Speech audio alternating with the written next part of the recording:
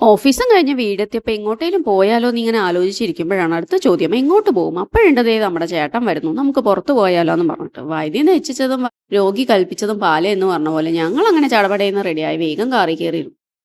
അപ്പോഴുണ്ടതേ വീണ്ടും ചോദ്യം എങ്ങോട്ട് പോകുന്നേ, നിങ്ങൾ എങ്ങോട്ടേലും പൊക്കോളൂ, എന്നെ വഴിയിൽ ഡ്രോപ്പ് ചെയ്താൽ മതി എന്ന് ചന്ദ്രേട്ടൻ. അങ്ങനെ ചന്ദ്രേട്ടനെ വഴിയിൽ ഡ്രോപ്പ് ചെയ്ത് ഞങ്ങൾ ഇങ്ങനെ മുമ്പോട്ട് പോവാണ്. ഈ കാണുന്നത് ഇവിടുത്തെ ഒരു ക്രാഫ്റ്റ് മാർക്കറ്റാണേ.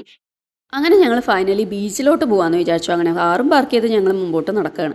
റിച്ചൂട്ടൻ ഈ അപ്പാപ്പന്മാരോടൊക്കെ ഇച്ചിരി ഇഷ്ടം കൂടുതലാണ്. ഇത് റിച്ചൂട്ടൻ്റെ ഇവിടുത്തെ അപ്പൂപ്പന. അങ്ങനെ എത്തിയ പാടെ റിച്ചൂട്ടൻ അപ്പാപ്പൻ്റെ ഒക്കത്തും കയറിയിരുന്ന് ഞങ്ങൾ ഇങ്ങനെ മുമ്പോട്ട് പോകുമായിരുന്നു. സാധാരണ ഞാൻ തനിച്ച് റിച്ചൂട്ടിനെയും കൂട്ടി ബീച്ചിലോട്ട് വരാറേ ഇല്ല. കാരണം എന്താണെന്ന് വെച്ചാൽ വെള്ളം കണ്ട പാടെ അവൻ അങ്ങോട്ട് ഇറങ്ങി ഓടും. പിന്നെ ഹാൻഡിൽ ചെയ്യാൻ ഭയങ്കര പാടായിരിക്കും.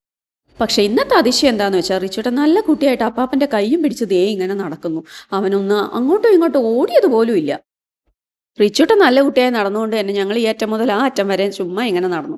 കുറച്ചു നേരം ഞങ്ങൾ എന്നിട്ട് അവിടെ കാറ്റൊക്കെ കൊണ്ട് കടലിലെ കാഴ്ചയൊക്കെ കണ്ടവിടെ ഇരുന്നു.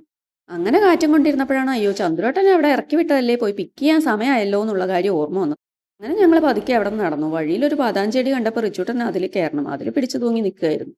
കൊച്ചു നല്ല കുട്ടിയായിട്ട് നടക്കുന്നുണ്ടല്ലോ എന്ന് പറഞ്ഞ അപ്പാപ്പൻ കൈ വിട്ടതേ ഓർമ്മയില്ലൂ. റിച്ചൂട്ടൻ ഒരൊറ്റ ഓട്ട എങ്ങോട്ടാ ഓടിപ്പോയി എന്ന് തന്നെ കാണാനില്ല. കൺവെട്ടത്ത് പോലും ഇല്ലായിരുന്നു. അത്രയും ദൂരത്തേക്ക് അവൻ അത്രയും സ്പീഡിൽ ഓടി.